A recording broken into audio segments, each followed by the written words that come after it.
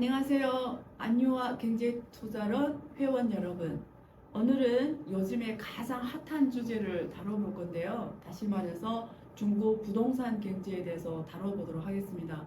여러분은 아마 언론을 통해서 헝다 지금 미국 법원에 파산 보호 신청을 했죠. 그리고 최근에는 碧桂园컨트리 가든이라는 영어 이름 중국의 대형 부동산 회사가 지금 한 2, 300억이 되는 이자를 못 내서 지금 유예 시간이 이번 달 말까지지만 못 내게 되면 또 지금 파산 리스크가 커지고 있습니다.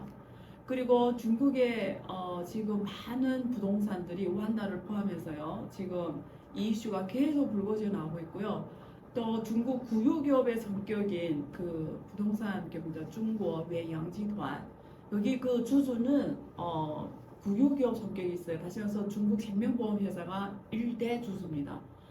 거의 30% 지분을 갖고 있어요. 그래서 사실은 민영과 정부가 같이 하는 기업인데요. 이런 기업을 국유기업 성격의 우리가 홍허징지, 중국어로는 홍허징지라고 해요. 혼합경제. 근데 어쨌든 중국의 제일 큰 생명보험 회사가 지금 여기 일대 주주로 들어와 있기 때문에 거의 국가기업으로 보고 있거든요.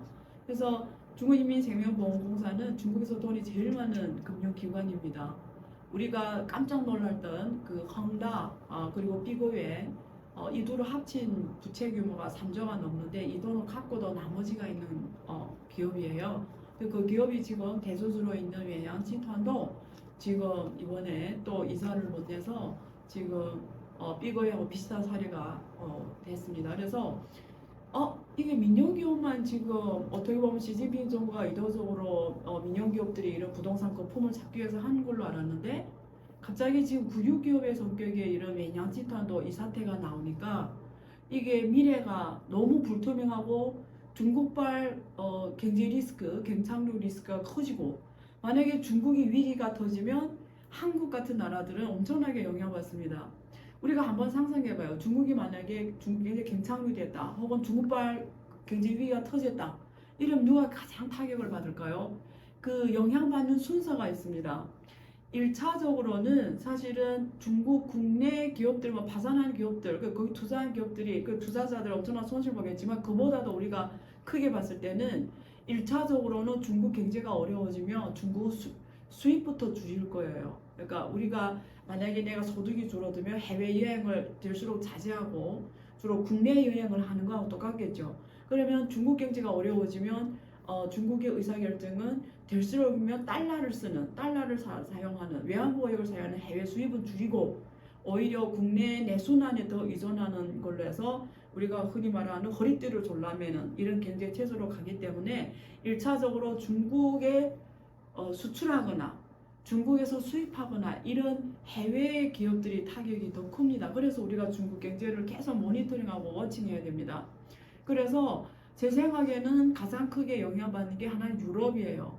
유럽은 자체 경제도 안 좋지만 사실은 지금 중국 경제가 정말 경착륙이 온다, 위기다 이러면 유럽이 굉장히 힘들어질 거고요. 아시아에서는 일본, 한국 이런 주변 국가들이 지금 힘들어질 겁니다. 그래서 우리나라로서는 볼 수밖에 없어요. 중국 경제를 큰 것이 경제 흐름을 읽으려면 특히 주식 투자하는 분들은 이게 우리가 톱다운 방식이라고 하잖아요. 전체적인 큰 흐름을 보고 그 다음에 산업을 보고 그 다음에 종목을 보는 이런 분석을 쓰시는 투자자들한테는 이 전반적인 거시경제 흐름이 지금 전 세계적으로 중국 경제 향방에서 엄청나게 영향을 받기 때문에 우리가 모니터링 하지 않으면 안 될 상황입니다. 그래서 오늘 이 시간에는 제가 앞으로 이 중국 사실 이 책이 더 플로라 책이 제가 중국 경제만 갖고 쓴 건 아닙니다. 이게 시대적 운명이라는 개념을 제가 방송에서도 많이 말하고 또 제가 항상 시대적 흐름을 읽어야 된다. 그리고 개인의 운명은 시대적 운명을 못 이긴다.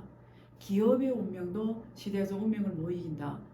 한 국가의 운명도 시대적 운명을 못 이긴다. 이런 차원에서 쓴 책입니다. 그래서 한 정부, 한 국가, 기업, 투자자들이 미래 흐름을 읽는 데 있어서 반드시 알아야 되는 것들 그리고 과거 역사를 빌어서 미래 세상을 조망하려고 했습니다. 그래서 과거의 많은 사례들을 가지고 우리가 어떤 자산 수익률이 제일 높았고, 그리고 앞으로 우리가 투자하면서 어떤 게 미래의 흐름이고 우리가 그 흐름을 어떻게 타는지, 이런 차원에서 큰 그림을 그리는, 거기서 큰 그림을 그리는 차원에서 이 책을 썼어요. 여기에 미시적 주제도 있습니다. 사실은 여기 뭐 우리가 구체적으로 투자의 기본, ROE를 어떻게 읽냐, 그리고 투자란 무엇인지, 그리고 기본 여기 투자 관련 기본 지표들을 어떻게 봐야 되는 건지, 이런 내용도 있어요. 근데 사실은 그 흐름을 썼고, 여기서 중국 경제도 다뤘습니다. 그리고 요즘에 사람들이 가장 관심한 미중 갈등도 다뤘어요. 앞으로 이게 미중 갈등이 어떻게 가고 한국에 어떤 영향을 미치는지, 이런 주제들도 다 다뤘고요.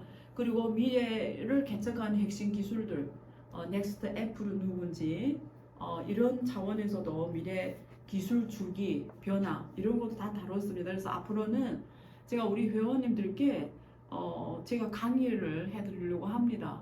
근데 그때마다 그 시대적 이슈에 맞게 우선순위로, 꼭 책 순서가 아니라 우선순위로 여기 내용들 중심으로 제가 설명을 드리려고 합니다.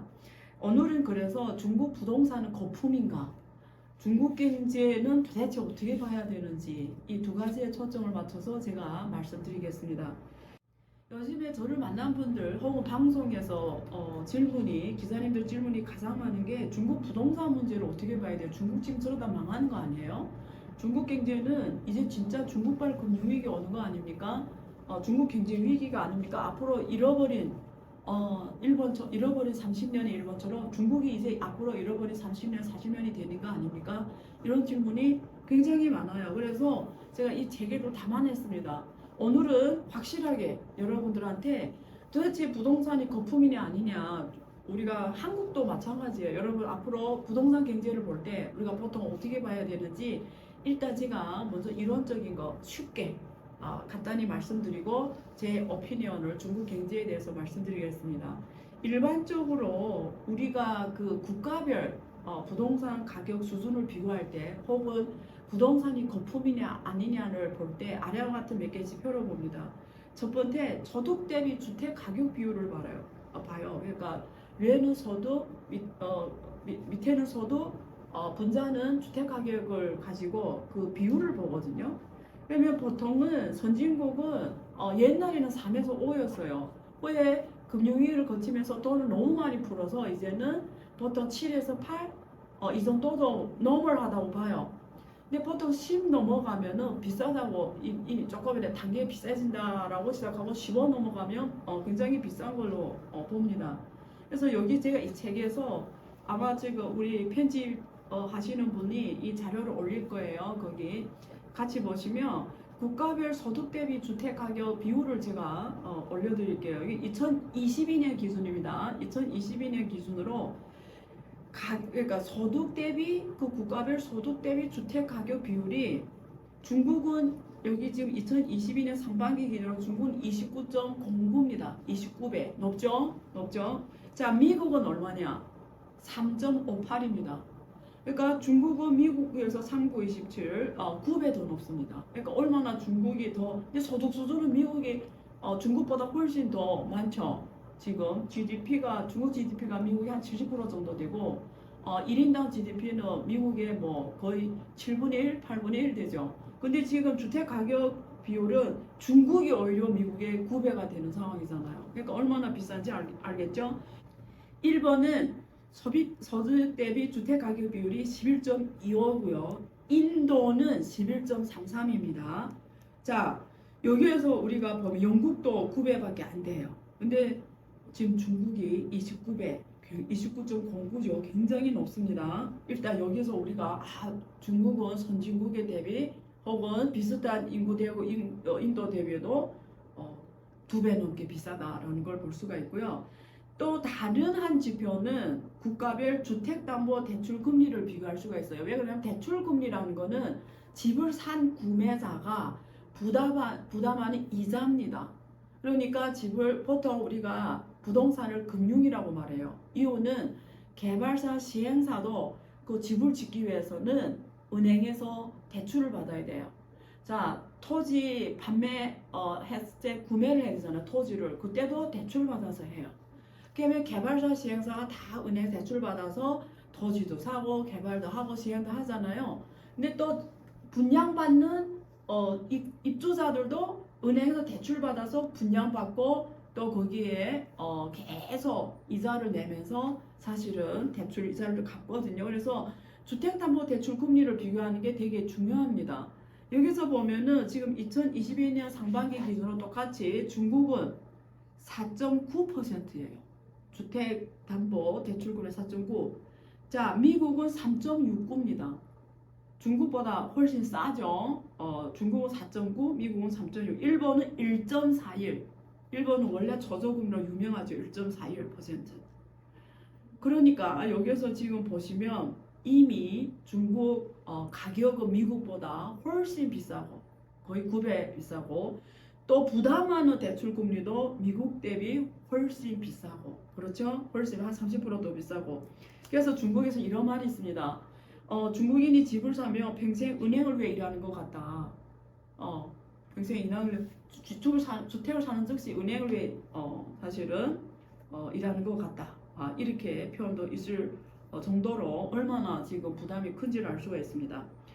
그 다음에 세 번째 지표는 가격 대비 임대 수익률을 봅니다. 그러니까 분자에는 주택의 단위 면적당 월세를 적어요. 그러니까 우리가 임대했을 때 받는 수익이 월세잖아요. 그러니까 부동산 투자 차원에서는 소득이 월세잖아요. 그래서 분자에 주택의 단위 면적당 월세가 있고요. 분모에 주택의 단위 면적당 월세를 나누는 뭘로 나누냐? 단위 면적당 판매 가격으로 나눈 거예요. 그러니까 가격은 내가 투자하는 액수잖아요. 판매 가격 내가 샀다고 했을 때. 그러니까 분모에는 단위 면적당 판매 가격, 분자에는 단위 면적당 주택에 임대했을 때 월세를 넣거든요. 그러면 예를 들면 여기서 제가 예를 들었어요. 어느 한 도시, 예를 들면 C 도시가 있다. 이 도시가 평균 집값이 제곱미터당 1만 위안이다. 제곱미터당 1만 위안이다. 예를 들면 이렇다고 하고 임대를 놨을 때 제곱미터당 50위안이다. 가격은 10,000위안인데 임대를 놨을 때 50위안밖에 못 받는 거예요. 그러면 이 비율이 가격 대비 임대 수익률 비율이 어떻게 되냐면 50대 만 50을 만으로 나누니까 1대 200이 됩니다. 1대 200. 이 말은 내가 이 부동산을 샀을 때 그 들어온 월세로 원금을 상환하는데 16.6년 걸린단 말이에요. 200개월 16.6년이 걸린단 말이거든요. 그러면 만약에 우리가 1대 600이다. 가격 대비 임대 수익률이 1대 600이다 하면은 600개월이 걸린다라는 거예요. 다시 말해서 50년이 걸린다라는 거예요. 그래서 우리가 보통 어떻게 부동산이 거품이냐 아니냐를 어떻게 판단하냐면 통상 임대 수익률이 1대 300이 넘으면 투자금을 회수하는데 300개월이 걸리잖아요. 그럼 25년이 걸린다거든요. 그래서 보통은 이러면 부동산이 이미 거품이 깼다고 판단합니다.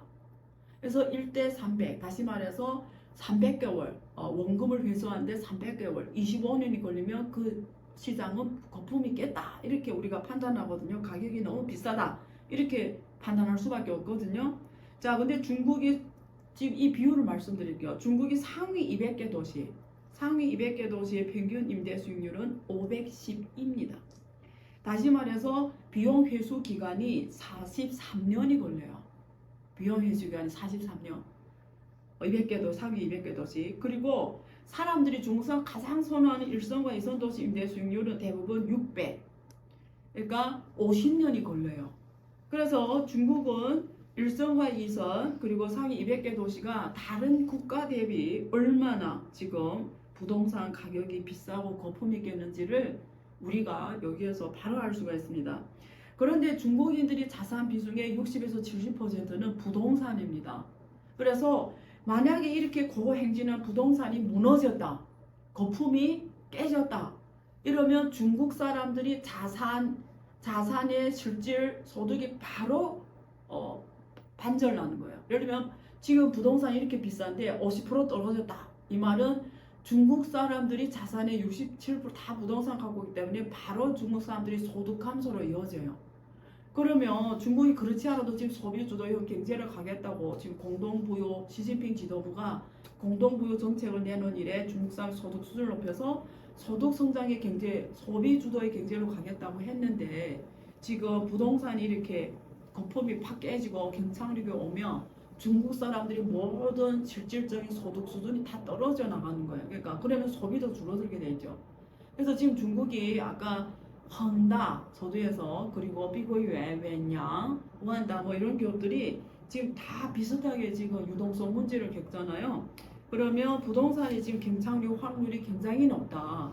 그리고 현재 지금 나오는 부동산 투자를 보면은 다 부동산 투자가 마이너스예요. 점점 마이너스, 최근 데이터는 마이너스 11%가 그래요. 그러니까 계속 마이너스 투자, 그러니까 투자가 줄어들고 있고요.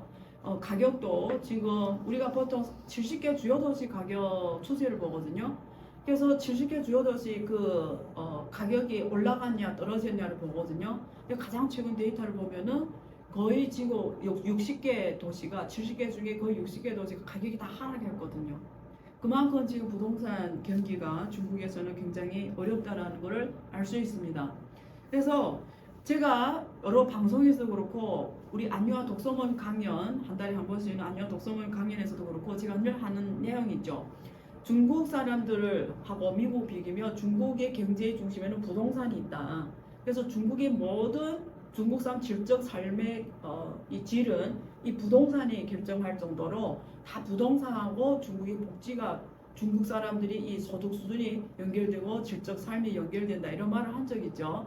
자, 미국은 이 중심에 금융시장이 있습니다. 주식시장, 채권시장, 금융시장이 있어요. 그래서 금융시장이 계속 상승하는 시장이냐 떨어지는 시장에 따라서 미국 국민들이 복지, 삶이 결정이 돼요. 삶의 질이. 그래서 금융시장이 잘 가야 미국 사람들의 소득 수준이 올라가고 그에 따라 소비도 활성화되고 경제도 잘 가요. 근데 금융시장이 시각이 오거나 이러면 전체가 미국 경제도 어려워서 우리가 겪었죠. 금융위기 때. 그래서 앞으로 중국 부동산 경제가 어떻게 가냐는 중국의 미래를 결정할 정도로 아주 중요한 문제입니다. 그래서 지금 일각에서는 중국이 앞으로 잃어버린 30년 일본의 길을 가지 않냐 이런 질문을 많이 한단 말이에요.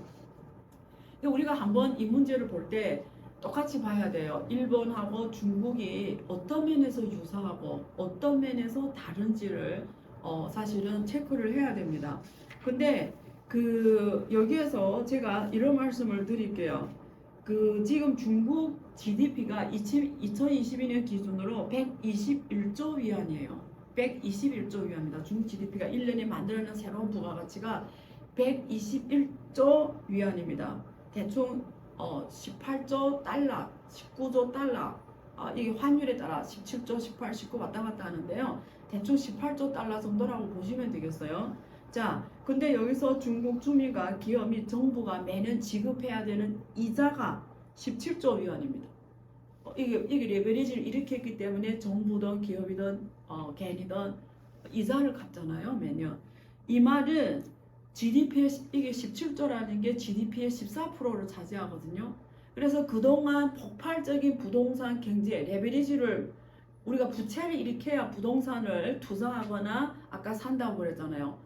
사는 주민들도 대출을 해오고 개발을 하는 시행사 개발사도 토지개발사도 사실은 다 대출해서 하니까 이게 레버리지를 일으킨다고 말합니다. 부채를 일으킨다.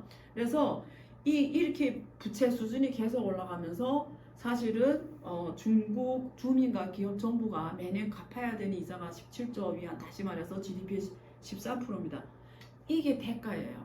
그러니까 중국이 매년 새로 만들어내는 14%는 과거 빚을 갚는 데 쓴다라는 거예요, 사실상. 그래서 중국은 지금 이미 만들어진 존재하는 부동산을 다 소화하려면 앞으로 10년이 걸린다고 해요. 10년. 그 말은 중국은 미래에 10년 먹을 걸 땡겼었다는 거예요. 미래에 10년 땡겼었다는 거예요. 왜? 부동산에 투자하보니까 레버리지를 일으켜서 어마어마한 부동산을 가득 쟀잖아요. 그게 다 미분양한 것도 대부분이고 분양했대도 실제는 사람들이 안 사는 이런 과잉 부동산. 그래서 그걸 다 소화하는데 지금 앞으로 10년 걸린다는 건 10년을 미리 땡겼었다는 거예요. 그러면 어때요? 이제는 갚을 일만 남은 거예요. 이게 이 세상 공짜가 없습니다. 그래서 미래 10년을 땡겼을 앞으로 10년을 거쳐서 그걸 다 갚아가야 돼요. 그 대가가 매년 GDP 14%는 지금 사실은 빚을 갚는 데 쓰는 거예요. 그래서 정부가 위에서 돈을 풀 때마다 사실은 이 돈들이 부동산에 다 다시 들어가는 거예요. 왜? 이자를 갚고 원리금을 갚고. 그러니까 정부가 의도하는 거는 미래 첨단 산업, 미래 산업이 이제 경제의 대표 선수로 와서 중국 경제를 쫙 끌어가서 부동산의 이런 이 주도 대표 선수 역할을 좀 안에 좀 없애버렸으면 좋겠는데, 위에서 푼 돈들이 첨단 산업, 미래 산업으로 가야 되는데 상당 부분이 과거 빚을 갚는데 갚았다니까 중국은 사실 이 대표 선수 교체가 잘 안 되는 거예요. 그래서 지금 경제가 지금 이 구조 조정 시기에, 새로운 전환 시기에 지금 삐그덕하는 거예요. 이게 삐끄덕하는 거예요. 삐끄덕 이렇게 가다가 착 죽냐, 아니면 막 삐끄덕 하다가 자리를 찾아서 이렇게 잘 가냐, 고속으로 가냐는 중국 지도부의 지혜로운 지도 방향과 정책에 의존하겠지만, 지금 과거에 무작위로 한 이런 도시화 개발과 그리고 무작위한 부동산 개발과 투자 이런 것들이 지금 중국 경제를 발목을 잡고 있는 건 사실입니다. 이게 데이터를 어떻게 나오냐면, 지금 여기 제가 그림이 있는데요.